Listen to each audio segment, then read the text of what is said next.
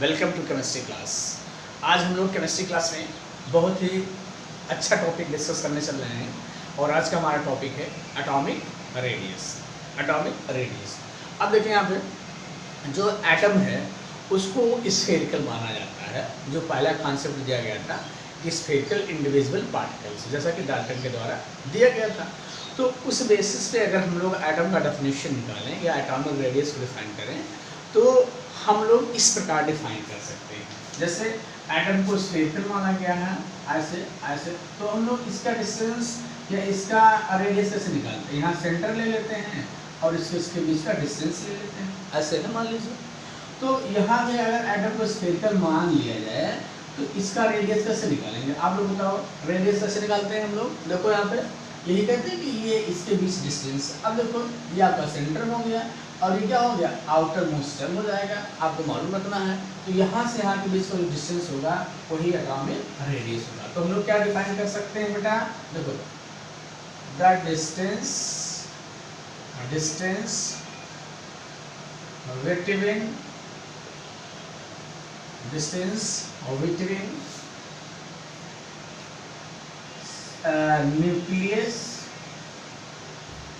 nucleus and outermost cell.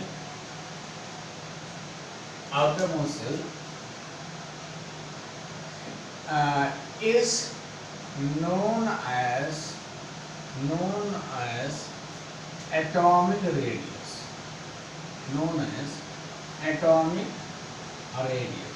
ध्यान है, ये तो हम लोग पहला एटॉमिक रेडियस का डेफिनेशन देख रहे हैं। अब देखिए इसमें कुछ चीज़ें अब और हम इंक्लूड करेंगे। जैसे अगर ऐसे मान लिया जाए, स्फेरिकल मान लिया जाए, तो इस बेसिस पे हम लोग इसको डिफाइन कर सकते हैं।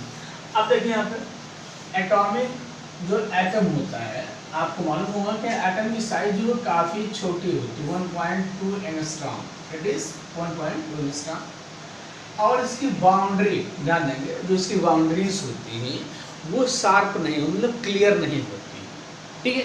तो एटम की जो बाउंड्रीज होते हैं, जैसे हम लोग कह देते हैं कि इस बेसिस पे कह सकते हैं कि इनकी बाउंड्रीज बहुत क्लियर नहीं होती हैं, क्योंकि ऑर्बिटल में इलेक्ट्रॉन्स पाए जाते हैं। और आपने डेफिनेशन भी पढ़ा होगा कि the three-dimensional area around the nucleus, which probability of electron or probability of finding electron is maximum known as orbital।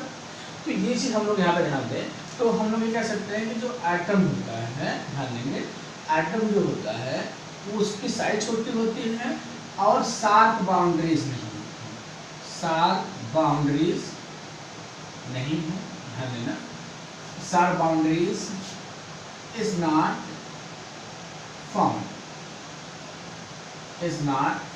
ध्यान देंगे, इनके बाउंड्री सॉल्व नहीं होते, इसलिए इनके रेडियस को हम लोग आइसोलेटेड फॉर्म में डिफाइन नहीं कर सकते हैं या नहीं किया जा सकता है क्लियरली। हम लोग ये कह सकते हैं, तो कैसे डिफाइन किया जा सकता है?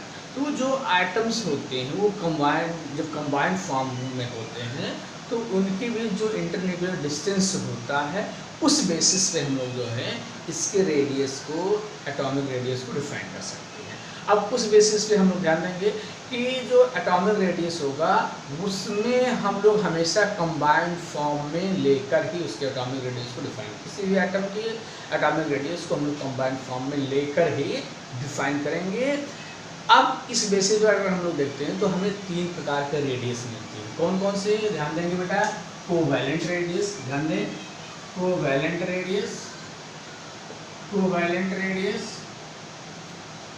दूसरा क्या मिलेगा आपको? Metallic radius.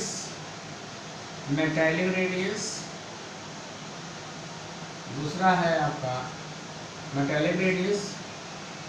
तीसरा आपका होगा वंडरवाल